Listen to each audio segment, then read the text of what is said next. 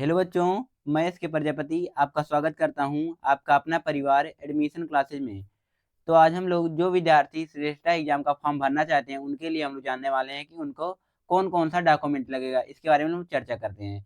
तो वीडियो को स्टार्ट करने से पहले आप लोग जान लीजिए कि आपको जो क्लास चलती है वो इस टाइम टेबल के अकॉर्डिंग चलती है। इस टाइम टेबल के अकॉर्डिंग ज्वाइन करके आप अपनी प्रिपरेशन को बेहतर कर सकते हैं।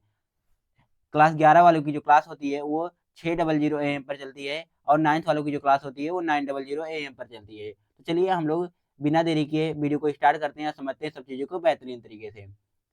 सबसे पहले आपको क्या लगेगा, कौन सा डॉक्यूमेंट लगेगा? आपको लगेगा कैंडिडेट का फोटोग्राफ। और फोटोग्राफ कैसा होना चाहिए इसके बारे में चलिए चर्चा करते हैं। बहुत सारे बच्चे होते हैं जो फोटोग्राफ बिना देखे क्या करते हैं, अपलोड कर देते हैं। जैसे बात की जाए, आप स्पेक्टेकल यानी कि चश्मा नहीं लगाए होने चाहिए। चश्मा कैसा होना चाहिए? जो मतलब धूप वाला चश्मा होता है, यानी कहने का तात्पर्य क्या है, वो लेंस नहीं होना चाहिए। अगर जो आप रेगुलरली यूज करते हैं तो आप लोग क्या कर सकते हैं, लगा सकते हैं, कोई दिक्कत वाली बात नहीं है। यानी कि जो लेंस वेंस लगा रहता है उसके लिए आप लोग लगा सकते हैं। बात की जाए यहाँ पर देखिए, कंप्यूटर जनरेट नहीं होना चाहिए। यानी कहने का तात्पर्य क्या है, वो जो फ़ोटो है वो फ़िल्टर किया नहीं होना चाहिए, ठीक है? जैसे बहुत सारे बच्चे होते हैं, क्लियर नहीं आता तो क्या कर देते हैं, फ़िल्टर कर देते हैं, तो ऐसा बिल्कुल नहीं होना चाहिए।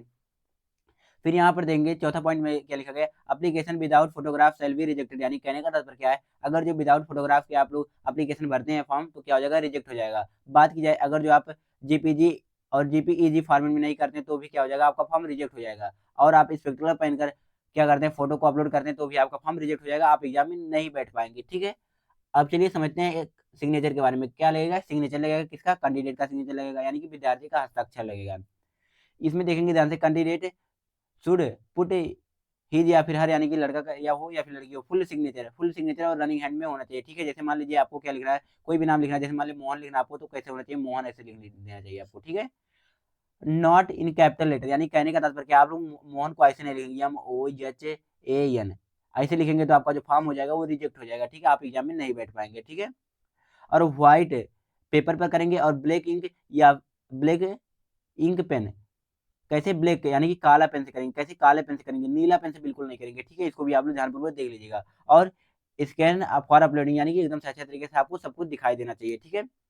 बात की जाए फाइल की साइज़ कितनी होनी चाहिए, तो फाइल की जो साइज़ होनी चाहिए 4 केबी से 30 केबी के बीच में होनी चाहिए। जीपीजी फॉर्मेट में होनी चाहिए और जेपीईजी फॉर्मेट में होना चाहिए, यानी कि फोटो फॉर्मेट में होना चाहिए, कोई दिक्कत वाली बात नहीं है। बाकी देखेंगे, आपको क्या लगेगा, एक लगेगा कास्ट सर्टिफिकेट लगेगा। क्या लगेगा? कास्ट सर्टिफिकेट लगेगा, यानी कैंडिडेट कैटेगरी सर्टिफिकेट। आप एससी हैं तो आपको लगाना पड़ेगा एससी सर्टिफिकेट, ठीक है? चलिए इसके बारे में चर्चा करते हैं, तो ये कैसे होना चाहिए।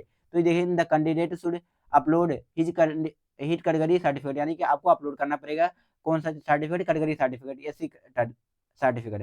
फाइल की जो साइज होनी चाहिए वो कितनी होनी चाहिए, 50 केबी से 300 केबी के बीच में होनी चाहिए, और कैसी, पीडीएफ फॉर्मेट में होना चाहिए। यहाँ पर जो सिग्नेचर था, सिग्नेचर और जो फ़ोटो था वो कैसा होना चाहिए था, वो जो होना चाहिए था, कैसा होना चाहिए था, वो फ़ोटो में होना चाहिए, ठीक है? वो फ़ोटो यानी कि फ़ोटो खींचकर आप लोग अपलोड कर देंगे। लेकिन ये पीडीएफ बनाकर आप लोग अपलोड करेंगे इसको, ठीक है? यहाँ पर लिखा गया है एकदम से अच्छे तरीके से।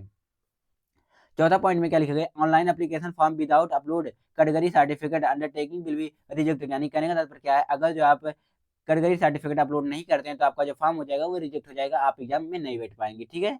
इन बातों को आप लोग ध्यानपूर्वक देख लीजिएगा। फिर बात आती है इनकम सर्टिफिकेट। क्या आती है? Income certificate. यहाँ पर देख लीजिए लिखा गया income certificate. The candidate upload his income certificate, आपको इनकम सर्टिफिकेट भी अपलोड करना है। और बात की है, income certificate is optional, it can alternative be shown at the time of document verification. यानी कहने का तात्पर्य क्या है, अगर जो इस समय आपके पास नहीं है तो आप लोग क्या कर सकते हैं, कोई दिक्कत वाली बात नहीं, इसको आप लोग मत अपलोड करिए। लेकिन आपको डॉक्यूमेंट वेरिफिकेशन के समय आपको क्या करना रहेगा, इसको अपलोड करना रहेगा, ठीक है? इसको आपको डॉक्यूमेंट वेरिफिकेशन के समय दिखाना रहेगा, तभी आपका एडमिशन होगा, अदरवाइज नहीं होगा, ठीक है? इसको आप बातों को आप लोग ध्यानपूर्वक देख लीजिएगा, समझ लीजिएगा। फिर बात आती है इसकी साइज कितनी होनी चाहिए। इसकी जो साइज होनी चाहिए 50 केबी से और 300 केबी के बीच में होनी चाहिए, और पीडीएफ फॉर्मेट में होना चाहिए। कैसा? पीडीएफ फॉर्मेट में होना चाहिए, ठीक है? और बात क्या है, इसके अलावा आपको कौन-कौन सी चीज़ें लगेंगी, चलिए इसके बारे में चर्चा करते हैं। तो आपको लगेगा क्या?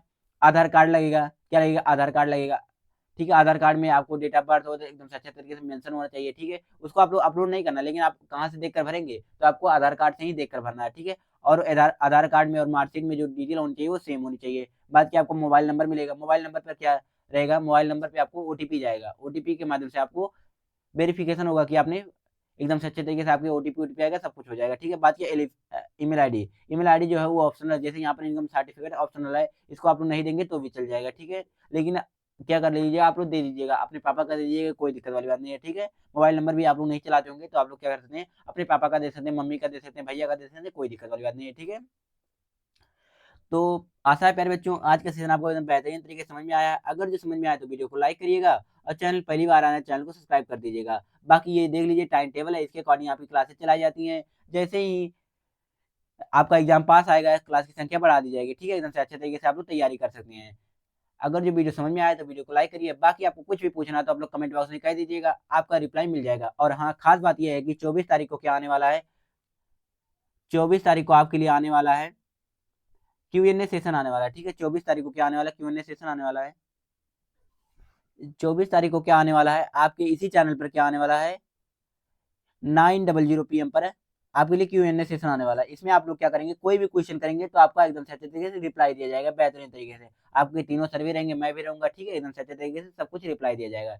तो उम्मीद है प्यारे बच्चों आज का सेशन आपको बेहतरीन तरीके से समझ में आया है। अगर ये समझ में आया तो वीडियो को लाइक करिएगा और चैनल पहली बार आए हैं चैनल को सब्सक्राइब कर दीजिएगा। फिर हम लोग मिलते हैं किसी नए टॉपिक के साथ में, तब तक के लिए आप लोग अपना ध्यान रखेंगे और अपनी पढ़ाई को बेहतरीन तरीके से करते रहेंगे। बाय बाय प्यारे बच्चों।